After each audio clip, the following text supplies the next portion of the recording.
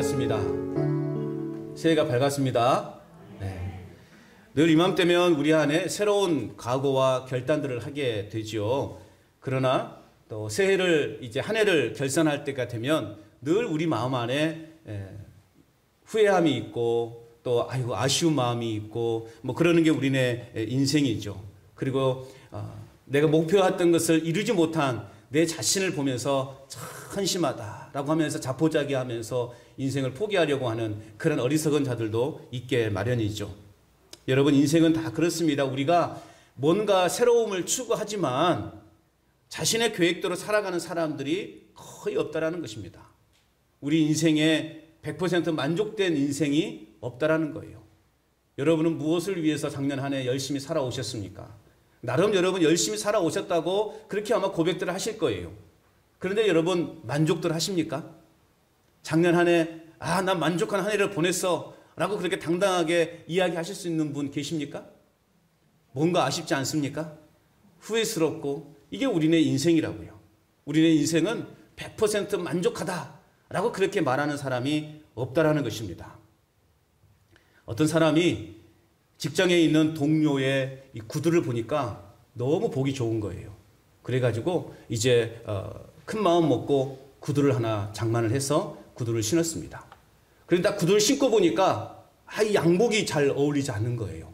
구두하고 잘 어울리지 않아서 어떻게 고민할까 하다가 또 큰 돈을 들여서 양복을 하나 멋진 걸 사 입었습니다. 이 양복도 입고 새로운 구두도 신고 이제 차를 타고 딱 가는데 이놈의 차가 자꾸 이렇게 가다가 서다가 이게 자꾸 고장이 나려고 하는 거예요. 어떻게 하겠습니까? 에라 모르겠다. 차도 한 대 바꿔버리자. 그래가지고요 엄청난 돈을 들여가지고 새 차로 바꿔버렸어요. 얼마나 좋습니까? 새 차를 타고 새 양복을 입고 새 구두를 신고 이제 다니고 이제 집에를 들어오는데요. 평상시 느끼지 못했는데 우리 집이 왜 이렇게 낡아 보여요? 그래가지고요 고민을 했어요. 어떻게 할까 하다가요 에라 모르겠다. 집도 하나 바꿔버리자. 그래가지고요 이제 좋은 집으로 큰 돈 막 은행에서요 이렇게 뭐죠? 대출 돈을 잘 몰라가지고 대출을 받아가지고 집도 하나 큰 거 장만했어요. 와 참 좋죠. 그래서 룰루랄라 아주 재밌게 이제 회사 생활을 했죠. 새 차를 타고 새 양복을 입고 새 구두를 신고 이제 새로운 집을 향해서 딱 들어갔습니다. 현관을 열고 들어가는데 평상시 못 느꼈는데 늘 내 앞에 딱 서 있는 그 아내가 오늘따라 왜 이렇게 낡아 보이는가? 그 이후의 상상은 여러분에게 맡기겠습니다. 차마 제가 뭐라고 말하지 못할 것 같아요. 여러분, 아이고 세상에 네. 그렇습니다. 우리의 인생이 그래요. 저거 바꿀 수도 없고 말이죠. 그럴 때가 많아요. 바꿀 수 있는 것도 있지만 바꿀 수 없는 것도 있다고요. 그래서 참 그래요. 우리의 인생이 다 그런 거 아니겠습니까? 세상에서 새로운 것으로 만족할 만한 사람이 없다라는 거예요.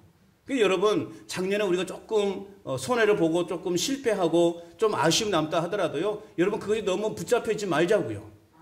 하나님께서 우리에게 새로운 날을 주셨어요.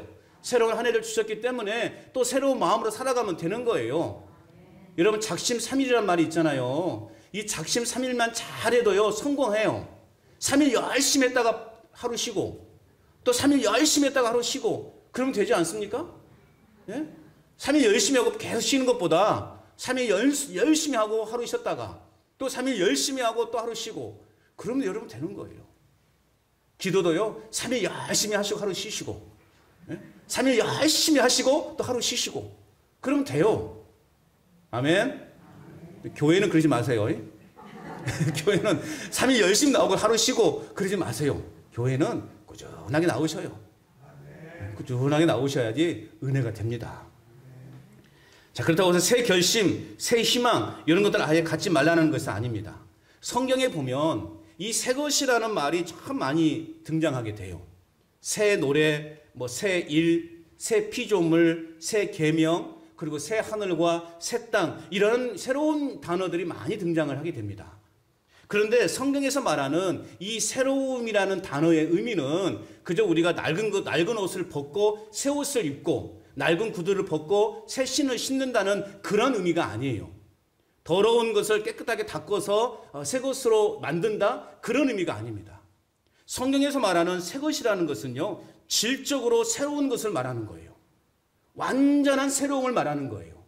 여러분, 새 하늘과 새 땅은 우리가 말하는 그냥 내가 평상시 가보지 않은 어떤 그 깨끗한 나라? 그런 의미가 아닙니다. 새 하늘과 새 땅은 완전한 다른 거예요. 질적으로 완전히 다른 나라가 새 하늘과 새 땅인 거예요. 여러분 그러지 않겠습니까? 여러분 천국에 갔는데 똑같게 생각해 봐요. 겨울이면 춥고 여름이면 덥고 그런 곳이라고 여러분 생각해 보세요. 그런 천국 여러분 가고 싶습니까? 아니 우리가 이 땅에서 평생을 그런 생활을 살아왔는데 천국에서도 그런 삶을 살아야 된다면 여러분 천국 갈 필요가 없는 거죠. 천국은 우리가 상상할 수 없는, 그곳에서는 고통이 없고 아픔이 없고 슬픔이 없고 눈물이 없고 추위도 없고 더위도 없는 그야말로 완전한 새로운 나라임을 믿으시기 바랍니다. 우리는 그런 나라를 소망하며 살아가는 거예요. 완전한 새로움이에요. 질적으로 새로움이라는 것을 오늘 성경에서는 새 것이라고 말하고 있습니다. 그렇다면 오늘 우리가 어떻게 하면 이런 질적으로 새로운 삶을 살아갈 수 있는가? 여러분 올 한 해 여러분이 질적으로 새로운 삶을 살아가시기를 바랍니다. 어떻게 하면 우리가 질적으로 새로워질 수 있는가? 그것은 바로 우리 안에 생명 되신 예수 그리스도를 모셔드리는 겁니다. 예수 그리스도를 모셔드리면 우리의 영혼이 질적으로 새로워질 수 있는 거예요. 온갖 더러운 쓰레기로 내 마음을 채우는 것이 아니라 세상의 욕심과 탐심으로 우리의 마음을 채우는 것이 아니라 하나님의 말씀으로 채우게 될 때 우리는 질적으로 새로운 인생을 살아갈 수 있다는 사실을 믿으시기 바랍니다. 그래서 오늘 한 해 여러분 말씀을 많이 말씀을 우리 마음에 채우셔야 돼요. 기도로 우리 마음을 채우시고 또 우리가 늘 하나님 앞에 그 사랑으로 채우실 때 하나님의 은혜로 채울 때 우리의 영혼이 우리의 인생이 질적으로 새로워지는 인생을 살아갈 수 있는 것입니다. 올 한 해 여러분들의 인생이 질적으로 새로워지는 한 해가 되기를 바랍니다. 우리 교회 역시도 이전과 다른 새로움의 역사가 임하기를 주님의 이름으로 축복합니다. 제가 작년에 5월에 이곳에 이제 교회 부임을 하면서 내걸었던 핵심 가치가 있었어요. 그게 뭐냐면 신앙의 기초를 세우는 교회라는 그 핵심 가치를 세웠어요. 신앙의 기초를 세우는 교회. 그래서 작년 한 해 동안 우리가 예수님의 산상설교를 통해서 우리의 신앙의 기초를 이렇게 잘 세워왔지 않습니까? 우리가 예수 믿는 사람으로서 어떻게 살아가야 되는가에 대해서 우리가 예수님의 산상설교를 통해서 우리의 기초를 잘 세워왔습니다. 자, 이제 기초를 세웠다면 무엇을 해야 될까요? 거기를 잘 다져야 돼요. 잘 다져야만이 이제 그곳에 온전한 건물을 세워갈 수 있는 거예요. 기초만 딸랑 세웠다고 해서 끝나는 게 아니에요. 그곳을 잘 다지고 또 다져야만이 견고한 땅이 되고 그 위에 건물을 세울 때 건물이 튼튼한 거예요. 이제 우리가 작년 한 해 이제 신앙의 기초를 세웠다면 이제 올 한 해 우리는 신앙의 기초를 다져가는 한 해가 되기를 축복합니다. 그래서 이제 이 기초를 다져가기 위해서 필요한 요소가 뭘까? 우리가 이제 오늘부터 3주간을 거쳐서 우리 신앙의 기초를 다져가는 것이 무엇일까를 세 가지 핵심 가치를 가지고 또 함께 말씀의 은혜를 나눠보고자 합니다. 자, 무엇으로 우리의 신앙의 기초를 다져갈 수 있을까? 그 첫 번째가요, 바로 예배의 삶입니다. 우리 예배의 삶을 통해서 우리는 우리의 신앙의 기초를 다져가야 하는 것입니다. 우리의 신앙의 가장 기본이 되고 기초가 된 게 뭘까요, 여러분? 뭐라고 생각하십니까? 제가 어려운 문제를 내는 것이 아니에요. 이미 답은 다 나와 있던 것을 저는 여러분에게 묻는 거예요. 여러분, 우리의 신앙에 있어서 가장 기초가 뭘까요? 예배죠. 예배입니다. 오늘 제가 예배에 대해서 말씀드리려고 하는 거예요. 답이 다른 데 있는 게 아니에요. 여러분, 우리의 신앙에 있어서 가장 기초가 되고 기본이 되는 것은 바로 예배예요. 이 예배가 무너지면 한 주간이 무너지는 거예요. 또 예배가 흔들리면 우리 교회와 우리의 인생이 여러분 흔들리게 되어 있는 거예요. 그래서 예배를 잘 드려야 됩니다. 그냥 예배당에 앉아서 예배 드리는 것이 아니라 우리는 이 예배를 통해서 아까 말씀드렸던 것처럼 질적으로 새로워진 내 자신을 경험해야 되는 것입니다. 그저 왔다가 가는 그런 예배는 하나님이 기뻐하지 않는 예배예요. 우리가 예배당에 나와서 우리가 예배를 통해서 정말 살아계신 그 하나님, 내 안에 임재하시는 그 성령의 기름 부으심을 우리가 풍성하게 누리고 돌아가야만이 우리의 인생이 변화되는 것입니다. 그래서 우리는 우리의 신앙을 어떻게 다져갈 수 있을까? 예배를 잘 드림을 통해서 우리의 신앙을 다져갈 수 있게 되는 것입니다. 여러분, 바른 예배, 올바르고 정직함이 있는 그러한 예배를 통해서 우리의 신앙을 잘 다져가는 올 한 해가 될 수 있기를 축복합니다. 여러분, 우리 한국교회만큼 예배가 많은 나라도 없을 거예요. 다른 나라는요, 우리나라처럼 이렇게 예배가 많지 않아요. 우리나라만큼은 유독 예배가 많아요. 그런데 안타까운 것은 뭐예요? 그렇게 많은 예배를 드리고 있음에도 불구하고 우리 교회와 우리 그리스도인들은 갈수록 세상으로부터는 멀어져 간다는 거예요. 왠지 세상으로부터 고립되어지는 그런 우리 한국 교회가 또 우리 그리스도인들이 되어가고 있다는 것입니다. 자, 이렇게밖에 될 수밖에 없는 이유를 어떻게 진단할 수 있을까? 왜 한국 교회가 이렇게 계속해서 이렇게 많은 예배를 드리고 있음에도 불구하고 왜 한국 교회와 그리스도인들은 세상으로부터 이렇게 점점점 멀어지는 삶을 살고 있는 것일까? 저는 이렇게 조심스럽게 결론을 내려봅니다. 우리 한국 교회 예배가 그리고 예배하는 모든 우리 예배자들이 바르게 예배하지 못하고 있기 때문이다. 바른 예배의 삶을 살고 있지 못하기 때문이다. 라고 그렇게 저는 감히 진단을 내려보고 싶습니다. 미가엘 좀 꺼주세요. 코로나 팬데믹을 우리는 거치면서 우리는 한국교회는 저마다 뭘 외치고 있냐면요. 개혁, 변화들을 외치고 있어요. 이 코로나 팬데믹을 거치면서. 그렇다면 진짜 우리 한국교회에 어떤 개혁이 필요할까? 어떤 변화가 필요할까? 또 우리 예수를 믿는 우리 그리스도인들은 어떤 변화를 가져야 되는가? 저는 올 이제 한 해를 시작하면서 이렇게 말씀드리고 싶어요. 예배의 개혁이다. 예배의 변화다. 라는 것을 가감하게 말씀드리고 싶습니다. 교회의 가장 본질은 뭐냐? 예배인 것이에요. 예배가 없는 교회는요, 교회라고 말할 수 없는 거예요. 교회의 본질은 뭐다? 예배입니다. 예배 중심적 교회가 되어야만 그 교회가 건강하게 세워져 갈 수 있는 것입니다. 바른 예배, 바른 예배자의 모습으로 우리가 개혁되지 않고 변화되지 않으면 한국 교회는 그 어떤 쇼를 해도 세상 사람들에게 감동을 주지 못할 겁니다. 오늘 하나님은 하나님께 참되게 예배하는 자, 그리고 하나님을 참되게 예배하는 교회를 찾고 계십니다. 그 교회가 우리 교회가 되기를 축복합니다. 그 하나님이 찾으시는 그 예배자가 오늘 저와 여러분이 될 수 있기를 축복합니다. 진정한 사랑도 그리고 인생의 의미도 모른 채 남편을 무려 6번씩이나 바꾸면서까지 여러분 나름대로의 행복을 찾아 목말랐던 사마리아의 한 버림받은 여인이요, 예수님 앞에서 비로소 자신의 모습을 발견했습니다. 대부분의 사람들이 자신의 이 아픈 문제를 대고요, 수근수근 됐어요. 누구 하나 그 여인에게 찾아와서 따뜻한 말로 위로해 주거나 안아주거나 격려해 주지 않았어요.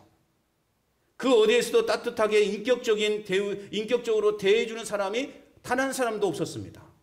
그런데 그 여인이 예수님과의 그 인격적인 만남 앞에서 그녀는 자신의 부끄러운 모습을 숨김없이 열어놓게 되었다는 것입니다. 자, 이런 여인에게 예수님은요, 회개하라, 너 회개해야 된다 라고 그렇게 말씀하지 않으셨다는 거예요. 단지 그 여인의 문제가 무엇인지를 스스로 하여금 알도록 예수님은 하셨다는 거예요. 여인은요, 주님의 이런 넓은 이해와 사랑 앞에서 자신의 죄악을 발견할 수 있었어요. 그리고 그의 인생을 새롭게 볼 수 있었습니다.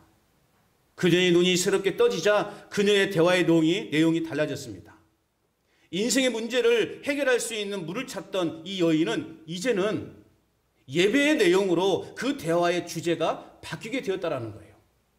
단순히 사람들의 눈에 비해서 아무도 다니지 않는 한낮에 이 여인은 그 우물가에서 그저 물을 기르면서 자신의 인생을 한탄했어요. 내 인생 왜 이러냐? 내가 이렇게 살아도 되는 것이냐? 내 인생이 어디서부터 잘못된 것이냐? 그렇게 한숨 지면서 사람들의 눈을 피해서 그 한낮에 그 우물가에서 물을 기르고 있는 그 여인, 그 여인에게 예수님은 찾아오셔서 인격적인 만남을 주셨고, 그 여인은 예수님과의 그런 인격적인 대화 속에서 자신의 문제를 발견하게 되었고, 자신의 죄악을 발견하게 되었고, 그래서 이제는 인생의 문제가 결국 내 지나온 삶에 대한 한탄이 아니라 이제는 새로움에 대한 그러한 믿음의 소망을 가지고 예수님과 대화하기 시작했다는 것입니다. 오늘 우리가 하나님의 자녀가 되었다는 것은 다른 말로 표현하자면 오늘 우리는 예배자가 되었다는 것입니다. 오늘 저와 여러분들은 예배자예요. 그럼에도 불구하고 하나님은 참된 예배자를 찾고 계시다라는 거예요. 사람을 찾는 것이 아니라 참된 예배자를 찾는 거예요. 예배 장소를 찾는 것이 아니라 예배하는 사람들을 찾는 거예요. 하나님께서는 완전한 사람을 찾으신 것이 아니에요.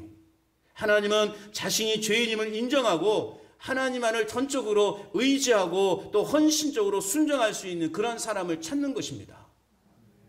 우리의 죄를 고백하는 순간 우리는 우리의 죄를 용서하시고 용납하시는 우리는 그 하나님의 사랑을 경험하게 될 것입니다. 그러한 사람이 바로 우리 주님이 찾으시는 참된 예배자라는 사실입니다. 바라기는 오늘 저와 여러분들이 그 주님이 찾고 찾으시는 그 참된 예배자, 바른 예배자가 되시기를 주님의 이름으로 축복합니다. 그렇다면 하나님이 찾으시는 그 참된 예배자는 어떤 예배자야 하는가? 하나님이 찾으시는 참된 예배자는 어떤 예배자여야 되는가? 첫째는요, 예배의 대상을 알고 바로 알고 드리는 예배자예요. 예배의 대상을 바로 알고 드리는 예배자라고요. 예배의 대상, 우리의 예배의 대상은 누구죠? 하나님이시죠. 예수 그리스도이시죠. 오늘 19절 말씀을 볼까요? 19절 말씀 같이 한번 읽어봅니다. 시작. 여자가 이르되 주여 내가 보니 선지자로소이다. 자, 예수님 앞에서 솔직하게 자신의 이 부끄러운 삶을 고백한 여인은 이제 점점 예수님을 바라보는 그 시각이요 달라지기 시작했어요. 예수님 바라보는 시각이요 바뀌어가기 시작했어요. 이 여인이 처음 예수님을 만났을 때는 그저 그냥 유대인의 한 청년 정도로만 알고 있었어요. 유대인의 그냥 한 청년, 평범한 청년 중으로 지나가는 그냥 남자로 알고 있었다고요. 그런데 이 예수님과의 계속되는 대화 속에서 자신 앞에 서 계신 분이 누구인가를 한번 깊이 생각해 보았어요. 아니, 이 사람과 대화를 해보니 다른 사람과 대화하는 것과 너무 다른 거예요. 그래서 과연 이 사람이 누구일까? 이 사람은 도대체 어떤 사람일까?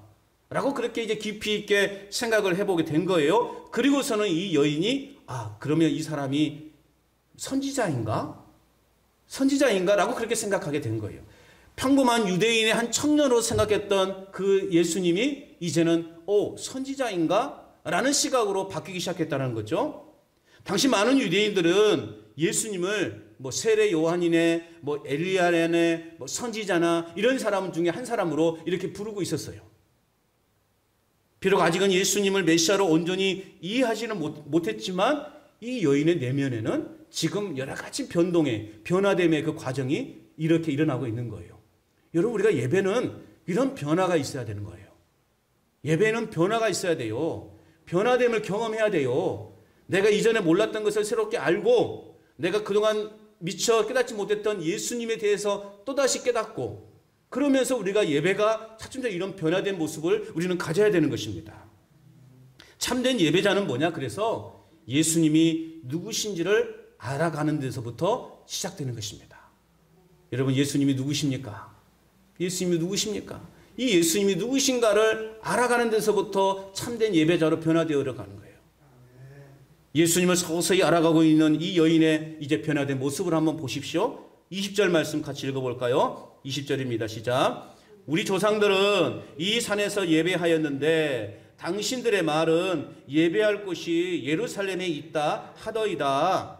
자, 자신의 존재 그리고 예수님의 존재를 서서히 알아가면서 그녀의 마음속에 생각했던 것은 뭐냐? 예배에 관한 것이었어요. 예배에 관한 부분이었다는 거예요. 그래서 그녀는 어디에서 예배를 드리는 것이 참된 예배인가를 질문한 거예요. 어디서 예배를 드려야만이 참된 예배자가 될 수 있습니까? 예수님 당시 유대인들은 예배를 드리기 위해서는 예루살렘에 있는 성전으로 올라갔습니다. 그런데 사마리아 사람들은 달랐어요. 이 사마리아 사람들은 그들만의 예배하는 장소가 따로 있었어요. 왜냐하면 이 사마리아 사람들은요, 이 혼혈 민족이에요. 정통 유대인이 아니었어요. 혼혈 민족이었기 때문에 유대인들로부터 굉장한 이런 좀 이렇게 뭐라 그럴까 쉽게 말하면 이 낮은 취급, 사람도 사람 취급을 받지 않았던 그런 사람들이었어요.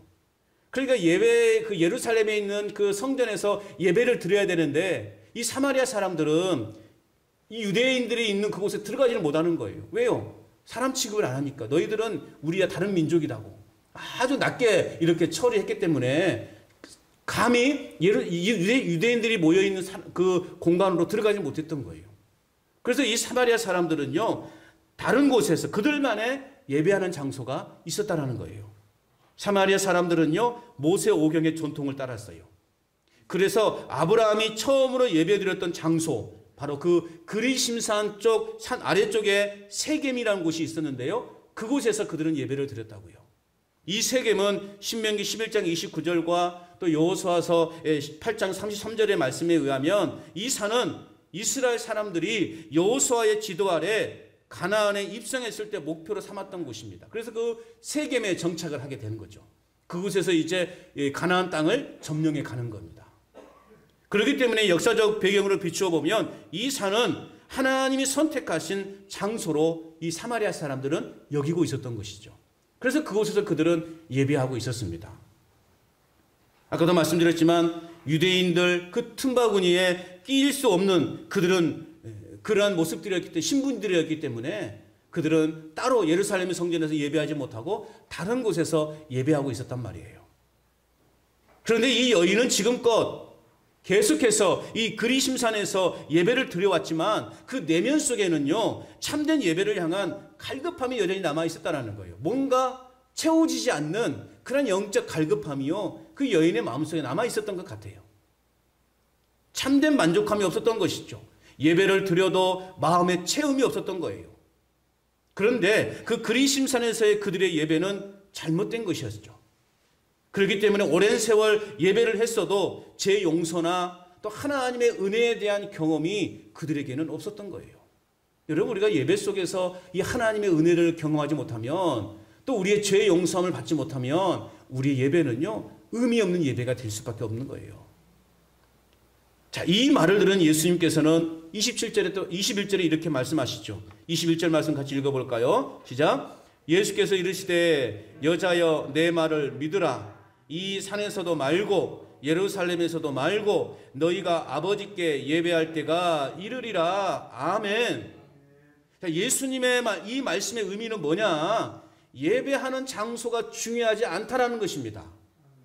그리심산의 예배는 하나님의 방법이 아닌 자기 편리대로 예배하는 곳이기 때문에 바른 예배가 되지 못하고 있어요.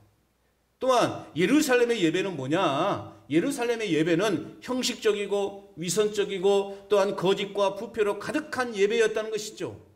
그래서 예수님이 말씀하시는 거예요. 예배드리는 장소가 중요한 것이 아니다라는 거예요. 예배는 장소나 물질이나 분위기, 느낌, 순서가 예배의 본질이 아닌 거예요. 예배 순서를 가지고 여러분 목숨 거는 사람들이 있어요. 그래서 사실은 올해 시작하면서 예배 순서를 한번 바꿔볼까 생각을 했었어요. 그런데 혹시라도 시험 드는 분이 계실까봐 여러분 바꾸지 않았어요. 잘했나요? 잘했나요? 네. 내년에는 한번 좀 바꿔볼까 생각은 하고 있습니다. 막 오자마자 바꿔버리면 또 막 혼란이 일어날까봐 바꾸지 않았어요. 여러분, 예배 순서가 여러분 다가 아니에요. 예배 순서가 중요한 게 아니에요. 예배는 뭐냐? 예배라는 것은 내가 누구에게 예배하느냐가 중요한 거예요. 내가 눈으로 보는 것이 중요한 것이 아니라 내가 지금 누구에게 예배하고 있느냐가 중요한 거예요. 예배의 대상은 오직 하나님이십니다. 사람이 될 수 없는 거예요. 목사가 될 수 없는 거예요. 내가 목사 때문에 목사 눈치 보면서 내가 예배한다? 그건 예배자가 아니에요. 그건 거짓 예배예요. 내가 또 안 나가면 또 우리 구역장에 또 전화해가지고 왜 안 나왔어요? 뭐 했어요? 안 나오면 안 돼요. 또 그런 또 잔소리 들을까봐 예배당에 나오신 분은 아마 한 분도 없을 줄로 저는 믿습니다. 아멘 소리 작은 거 봐요. 그런 마음이 있으시구만. 예? 구역장한테 전화 받기 싫어가지고 그냥 아이고 또 안 나가면 또 전화해가지고 왜 안 나왔니? 뭐 했냐? 그러면 안 돼요. 꼭 나와야 돼요. 그 잔소리 들을까봐 예배 나오신 분 한 분도 안 계시죠? 또 작네. 제가 그랬죠. 첫 번째 아멘은 소용이 없는 거라고 잘 판단하셔서 바로바로 아멘 하셔요. 예배는 오직 예수님께만 드리는 거예요. 예배 대상을 우리는 온전히 바라보고 예배하는 자가 진정한 예배자예요. 그런 예배가 되어야 되는 거예요. 우리가 드리는 예배의 대상을 바로 알고 드리는 예배가 참된 예배라고요. 환경이 중요한 게 아니에요. 요즘 이제 온라인 시대가 온라인 예배가 또 이렇게 막 되면서 이제 좀 걱정하는 게 있어요. 사람들이 교회를 안 오려고 그래. 왜냐하면 인터넷 이 휴대폰만 보면 예배를 드릴 수 있거든. 휴대폰 보면서 예배 드리고 뭐 그러니까 너무 편해. 그래 처음에는 이제 막 코로나가 막 왔을 때 예배 드릴 때는 그래도 자 모여라 해가지고 다 옷 다 갖춰 입고 이제 집안 거실에서나 뭐 식탁에서나 이렇게 딱 예배를 드렸는데요. 이게 한 달, 두 달, 세 달 가면서 어떤 변화가 일어났는지 아십니까? 이제 각자 예배를 드려요. 어떻게 해요? 어떤 사람은 침대에 누워서 예배 드리고 어떤 사람은 TV 켜놓고 한쪽에서 예배 드리고요. 이제 막 그런 부작용들이 일어나게 되는 거예요. 과연 이게 과연 하나님이 기뻐하신 예배일까? 뭐 상황이 시대적 상황이 어쩔 수 없지만 그렇게 예배 드리는 상황이지만 여러분 우리는 이 성전 예배를요 우리는 그래도 사모해야 됩니다. 그래서 우리가 교회당에 나와서 하나님을 예배하는 이러한 예배의 우리 습관들을 길러가야 돼요. 그러나 부득이 우리가 예배당에 나오지 못한다 할지라도 우리는 어느 곳에 있든지 신령과 진리로 진정한 마음으로 예배해야 되는 것입니다. 그 예배를 우리 하나님은 받으신 줄로 믿습니다. 우리의 예배의 대상은 하나님 아버지이십니다. 예배는 그래서 하나님 아버지께 드리는 거예요.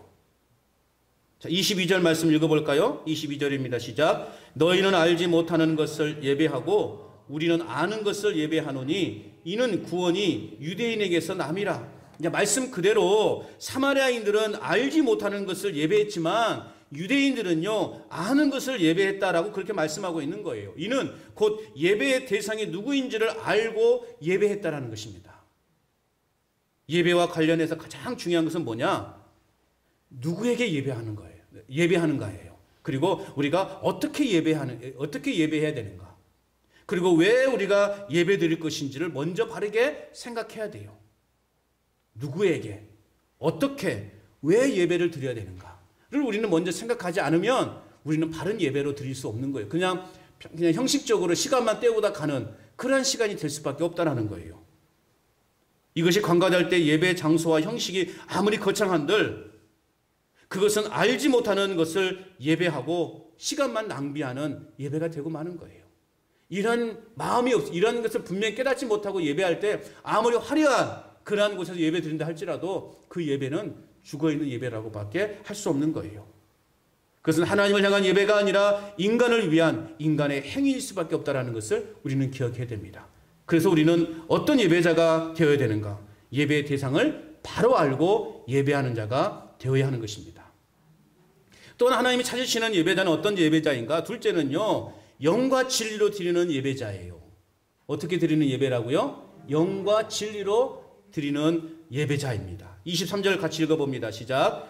아버지께 참되게 예배하는 자들은 영과 진리로 예배할 때가 오나니 곧 이때라. 아버지께서는 자기에게 이렇게 예배하는 자들을 찾으시느니라. 아멘. 하나님이 찾으시는 사람은 어떤 사람이라고요? 예배하는 사람을 찾아요. 여러분 다 예배하고 있잖아요. 여러분 다 예배하고 있잖아요. 그런데도요, 똑같은 시간에, 똑같은 환경에서 똑같은 말씀을 드려도요, 어떤 사람은 마음의 변화를 받아서 감동을 받은 사람이 있는가 하면, 어떤 사람은 그냥 멍하니 있다가 가는 경우도 있어요. 아무 생각 없이 가는 사람도 있어요. 변화가 없어요. 이것은 우리가 하나님 앞에 온전한 예배로 드리지 않는 것입니다. 교회 안에서 많은 일을 하는 사람보다 하나님은 어떤 자를 찾으시는가? 예배하는 자를 찾으십니다. 그래서 제가 말씀을 드렸죠. 혹시 나중에 우리가 이제 점심을 교회에서 먹게 되는 상황이 벌어지면 우리는 어떻습니까? 이제 예배드리다가 축도하기 전에 막 나가서 밥하고 막 그런 사람들 있잖아요. 그러려면 차라리 밥을 먹지 말고 예배드리자. 저는 이것을 주장하는 것입니다. 교회 봉사하는 것 때문에 예배를 못 드린다? 이것은요, 있을 수 없는 일이에요. 차라리 그 봉사 내려놓고 예배의 자리를 지키는 것이 여러분 우리 삶의 우선순위가 되어야 되는 것입니다. 여러분 결코 이 주일 예배를 놓치지 마시기 바랍니다. 어떤 일이 있어도 이 예배를 놓치지 말아야 돼요. 시장에 가야 될 일이 있다 할지라도 여러분 예배 드리고 가셔요. 그렇게 가도요 아무 문제 없어요. 큰일 나지 않습니다. 아멘. 올해 한번 이제 장날을 제가 지켜보겠어요. 장날이 언제 주일이 끼느냐 이렇게 봐서 제가 쭉 이렇게 살펴볼랍니다. 그래가지고 장날에 혹시 예배 안 드리고 장에 가신 분들이 계시면 제가 다시 가서 다 모시고 올랍니다. 예배가 우선이 돼야 돼요. 우리 삶에서 예배가 우선이 돼야 돼요. 봉사하는 사람보다 여러분 예배자를 우리 하나님은 찾으셔요. 교회를 오랫동안 다니는 사람을 찾는 것이 아니라 우리 하나님을 찾는 사람이 어떤 사람이냐? 예배자를 찾는 거예요. 우리 인간은 하나님의 형상대로 지음받은 존재라고 성경은 분명히 말씀하고 있어요. 이 말은 뭐냐? 하나님은 우리와 사귐을 원하신다는 의미예요. 우리와 사귐을 원하신다는 거예요. 그런데 그 사귐이 어떻게 어느 때 이루어지느냐? 예배를 통해서 이루어진다는 거예요. 그래서 우리의 삶의 가장 우선순위가 되어야 되는 것은 하나님을 예배하는 일이어야 되는 것입니다. 그래서 우리는 하루를 시작하면서 예배하죠. 그리고 새로운 사업을 시작할 때도 먼저 예배드리죠. 또 새로운 집으로 이사했을 때 우리는 먼저 하나님 앞에 예배하는 것 아니겠습니까? 그래서 우리가 이제 그제 한 해를 보내고 새로운 한 해를 맞이하면서 먼저 하나님 앞에 예배했지 않습니까? 이런 마음이 그래서 내가 올 한 해를 결단하는 거예요. 내가 새로운 직장에서 내가 어떻게 이 직장 생활을 할 것인가에 대한 그 결단과 그 마음을 그 예배를 통해서 결단하는 거예요. 그렇다면 바른 예배가 뭘까? 오늘 예수님이 말씀하시는 바른 예배는 뭐냐? 24절 말씀하고 있죠? 24절도 읽어봅니다. 시작. 하나님은 영이시니 예배하는 자가 영과 진리로 예배할지니라. 아멘. 영과 진리로 예배 드린다는 것은 뭐냐? 형식적으로 예배 드린다는 것이 아니에요. 진리의 영을 마음속에 모시고 진정한 마음으로 드리는 예배를 말하는 거예요. 우리 한국 사람들은요, 이 종교심이 많아요. 종교심이 많다는 건 뭐예요? 우리가 어떤 재단 앞에 섰을 때는요, 온 정성을 다합니다. 온 정성을 다해요. 그래서 막 최고 좋은 음식을 갖다 놓고 좋은 또 옷을 새 옷으로 입고 그 정성을 다해 빌잖아요. 여러분들은 예수님이 믿는 사람들이라 그걸 모르시는군요. 제가 말했던 저희 가정은 1년에 13번 제사 드리는 집안이었다고요. 힘들어도 어디서 그렇게 제사 때는 항상 좋은 음식이 나오는지. 그래도 꼭 12시에 제사를 드리잖아요. 그냥 기다리다가 그냥 콕 잠들어버리고 어디서 그런 좋은 음식을 가지고 나오는지. 또 저희 어머니 보니까요, 새벽 아침마다 이 부엌에다가 예전에 부엌에 아궁이 불 때는 그런 때였잖아요. 아궁이 정화석에 물 얹어 놓고 그냥 두 손으로 빌고 또 빌더라고요. 저는 처음에 그런 것이 뭔 의미인지를 몰랐어요. 그리고 또 막 우리 또 이렇게 절기들이 많이 있잖아요. 우리나라 고유 절기들. 그때마다 또 이렇게 어떤 또 의식을 또 하고 그러시더라고요. 우리 한국 사람들에게는요, 그러한 의지가 많아요. 예전에 교회에서요, 오랫동안 절에 다니신 분이 이제 복음을 듣고요, 교회를 나왔어요. 그러니까 목사님한테 딱 보면 어떻게 인사하는지 아세요? 목사님, 안녕하세요. 이렇게 있어요. 이게 버릇이 돼가지고요. 목사님, 안녕하세요. 목사님, 안녕하세요. 그걸 뭐라고 하겠습니까? 어쨌든 이제 이 대상이 달라졌으니 이제 그걸 이해를 해줘야죠. 예전에는 생명이 없는 존재에다가 이렇게 인사를 했다 그러면 이제는 그래도 영원한 생명이 있으신 분에게 이렇게 그냥 하니 이제 그 좋은 의미로 이제 기도하는 마음으로 인사하는구나 라고 그렇게 받아들여야 되죠. 여러분, 그런데 우리가 왜 예배당에 나와서는 그러한 정성이 없을까? 왜 그러한 정성으로 우리가 예배를 드리지 못하는 것일까? 그것은 아직 우리 안에 하나님의 은혜에 대한 체험이 없기 때문에 그래요. 하나님의 은혜가 얼마나 크고 놀라운지를 깨닫지 못하기 때문에, 아직 경험하지 못하기 때문에 우리는 정성을 들이지 못하는 거예요. 여러분, 하나님의 영을 우리 마음속에 모시고 진정으로 예배하는 저와 여러분 될 수 있기를 축복합니다. 진리의 영 안에서 거듭나고 계속적으로 성령의 충만함을 입은 자만이 하나님의 나라에 거하는 축복을 얻게 되어 있는 거예요. 우리는 예배를 통해서 그런 하나님의 은혜를 날마다 경험할 수 있어야 되는 것입니다. 25절 26절 말씀 또 읽어봅니다. 시작. 여자가 이르되 메시아 곧 그리스도라 하는 이가 오실 줄을 내가 아노니 그가 오시면 모든 것을 우리에게 알려주시리이다. 예수께서 이르시되 내게 말하는 내가 그라 하시니라. 아멘. 이제 예수님이 비로소 이 여인 앞에서 당신이 어떤 존재인가를 말씀해 주셔요. 야, 이 여인은요 예수님을 눈앞에서 만난 거예요. 얼마나 큰 축복입니까? 할렐루야. 우리도 예배 속에서 주님을 인격적으로 만나는 역사가 있기를 축복합니다. 이 여인은 메시아가 오시기를 고대하고 있었어요. 이 여인은 예수님과 끊임없는 대화를 통해서 예수님을 만났습니다. 결국은 예수님을 그리스도로 알게 되었다라는 거예요. 자, 처음에는 어떻게 알았죠? 그냥 지나가는 한 나그네, 유대인의 한 청년 정도로 이 여인은 예수님에 대해서 인식을 했어요. 그런데 그 다음에는 선생인가? 또 다음에는 선지자인가? 라고 그렇게 점점 이제 그 생각을 했습니다. 그리고 최종적으로 내 눈앞에 있는 분이 바로 내가 기다리던 메시아인 줄로 알았다라는 사실입니다. 여러분, 우리가 예배를 통해서 예수님에 대해서 단순히 그냥 어떤 좋으신 분, 훌륭하신 분, 그런 분으로 우리가 믿는 것이 아니라 예배를 통해서 예수님이 나의 구원자이시고 내 인생의 진정한 주인이시고 만유를 구원하시는 그러한 구원자이심을 여러분 믿으시기 바랍니다. 그러한 예수님을 만나시기를 축복합니다. 그런 감격이 여러분 예배 때마다 있어 보세요. 여러분의 인생에 놀라운 일들이 나타나게 되는 거예요. 신앙은 이렇듯 점점 자라가야 되는 것입니다. 점점 예수님의 존재에 대해서 더 깊이 알아가야 돼요. 그게 우리의 신앙의 성장인 거예요. 멀리만 느껴졌던 그 예수님을 점점 가까워지는 거예요. 그러면서 이제 나와 한 몸을 이룬 그 예수님, 내 안에 늘 동행하시고 나와 늘 함께 하시는 그 예수님으로 우리가 고백할 수 있어야 되는 것입니다. 여러분, 매일같이 그래서 우리는 하나님 앞에 묵상함을 통해서 그 예수님과 가까워져야 돼요. 여러분 보세요.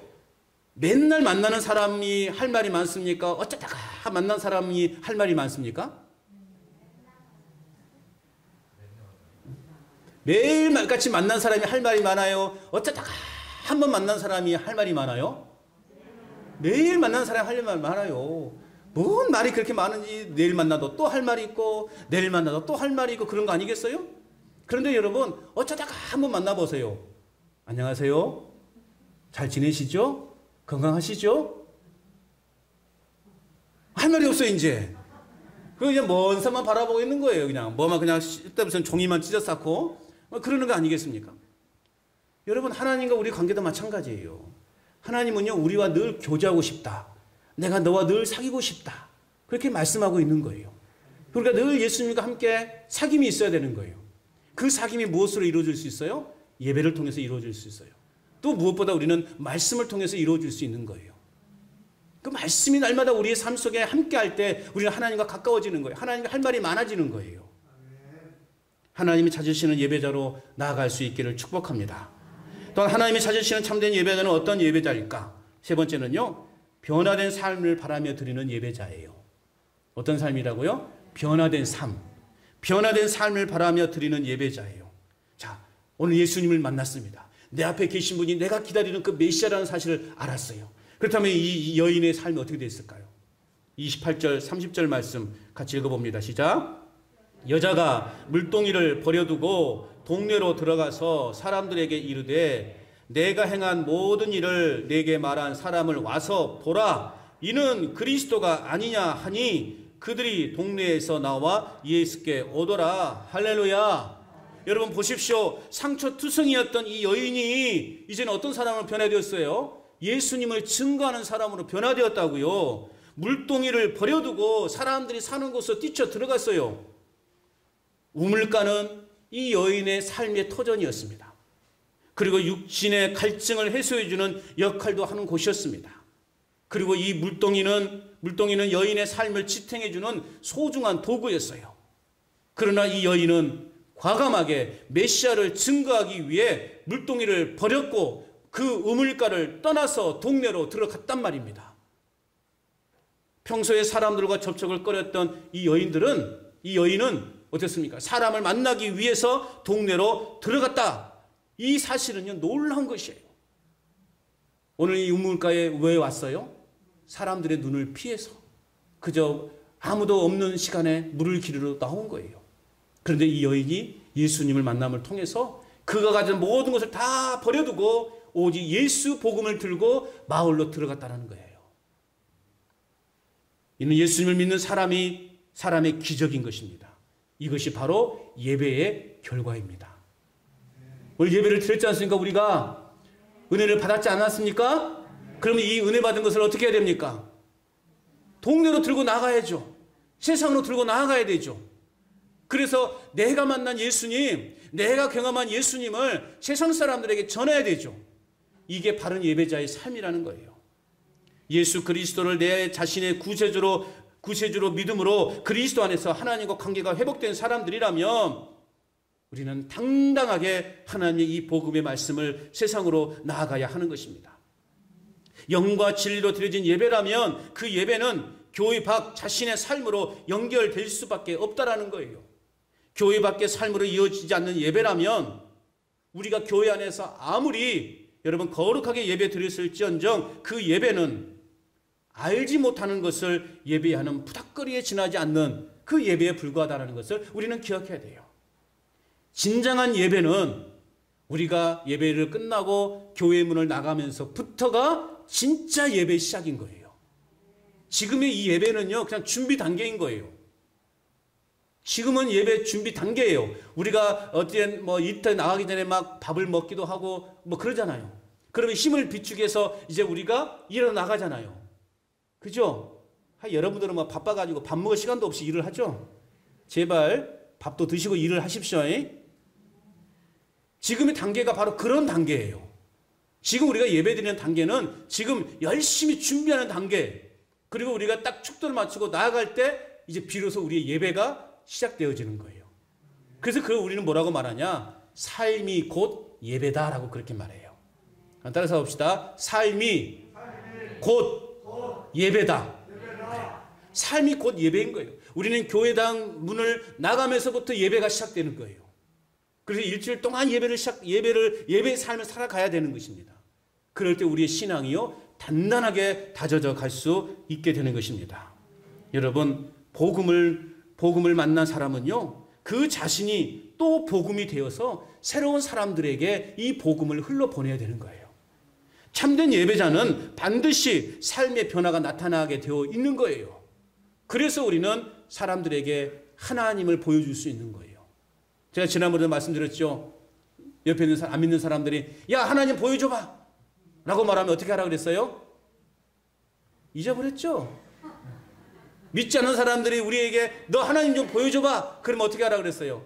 여기 있지 라고 하잖아요. 옆에 있는 분들과 한번 해보세요. 여기 있잖아, 여기 있지. 왜요? 나는 하나님의 형상으로 지음받은 존재잖아요. 믿으십니까? 우리는 하나님의 형상대로 지음받은 존재들이에요. 우리 안에 누가 계십니까? 하나님이 계시는 거예요. 그러니까 나를 보면 하나님을 보는 거예요. 하나님을 느끼게 해드리는 거예요. 그래서 우리의 삶이 책임이 있다라는 거예요. 그러면 그렇잖아요. 여기 있지 하면 야, 네가 믿는 하나님은 맨 싸움이 나고 욕이 나고 그냥 그런 하나님이냐? 그렇게 보여주면 안 되잖아요. 야, 너를 보니 진짜 하나님은 사랑이 많으신 분 같다. 용서할 줄도 알고 이해할 줄도 알고 그냥 덮어줄 줄도 알고 나눌 줄도 알고 야, 그런 하나님인갑다. 여러분 그렇게 보여야 되지 않겠습니까? 여러분 좋은 이미지로 좋은 소문나는 여러분 되시길 바랍니다. 여러분 안에 계신 그 하나님을 좋은 이미지로 사람들에게 보여주세요. 그리고 우리 교회 안에 계신 그 하나님도 좋은 이미지로 사람들에게 교회를 자랑하라고요. 우리의 공적인 예배에서 예수님을 섬길 뿐만 아니라 우리는 삶의 자리에서도 여러분 예수님을 섬기는 자가 되어야 하는 것입니다. 여러분 우리의 예배의 중심은 언제나 예수 그리스도이십니다. 예배 시간은 주님의 십자가를 바라보고 그분 앞에서 자신의 죄를 회개하고 용서의 은혜를 누리는 시간이에요. 그래서 우리가 우리의 죄를 회개하고 용서의 은혜를 누렸고 또 하나님으로부터 은혜를 받았고 새 힘을 얻어서 그 새 힘을 얻은 그 마음으로 그 힘으로 우리는 이제 세상에 나아가서 그 예수님의 그 복음을 흘러보내는 삶을 살아가야 되는 것입니다. 그 주님으로 인해 즐거워하고 주님의 음성을 듣고 주님을 만나는 은혜의 시간이 되어야 되는 것입니다. 오늘 이 여인은 한마는 이 여인, 한마는 대동강아가 아니라 한마는 이 여인, 얼마나 상처가 많았겠습니까? 얼마나 괴로웠겠어요. 인생 그 자체가 힘든 인생이었어요. 그런데 이 여인이요, 예수님을 만났고 예수님을 만나서 인생이 변화되어지고 자신의 죄를 고백하게 되고 나의 연약함을 고백하고 내 스스로를 알았을 때 예배가 회복되었고, 예배가 회복되니 이제는 세상 사람들 앞에 당당하게 나아가서 마을로 들어가서 내가 만난 예수님을 한번 너희들 와서 보라. 내가 만난 예수님 너희도 와서 한번 만나보아라. 그렇게 사람들에게 외치고 다녔던 것이죠. 그러니 어떻게 됐어요? 30절 하반절에 보니까 많은 사람들이 어떻게 됐어요? 예수께로 나왔다. 할렐루야. 여러분이 만난 그 예수님, 여러분이 경험한 그 예수님을요, 세상 사람들에게 막 전하세요. 내가 만난 예수님 너도 한번 만나봐라. 내가 만난 예수님의 그 은혜를 너도 한번 느껴봐라 라고 한번 선포하고 다니세요. 많은 사람들이 우리 교회로 모여들게 될 줄로 믿습니다. 그래서 오늘 한 해가 우리가 정말 신앙으로 신앙의 기초를 단단히 다져가는, 그 어떤 세상의 풍파가 와도 흔들리지 않을 만큼 단단해지는 그런 한 해로 만들어갈 수 있기를 축복합니다. 하나님은 지금도 참된 예배자를 찾으십니다. 예배가 회복되는 삶을 통해 우리의 신앙의 기초가 단단히 다져져가는 올 한 해가 될 수 있기를 주님의 이름으로 축원합니다.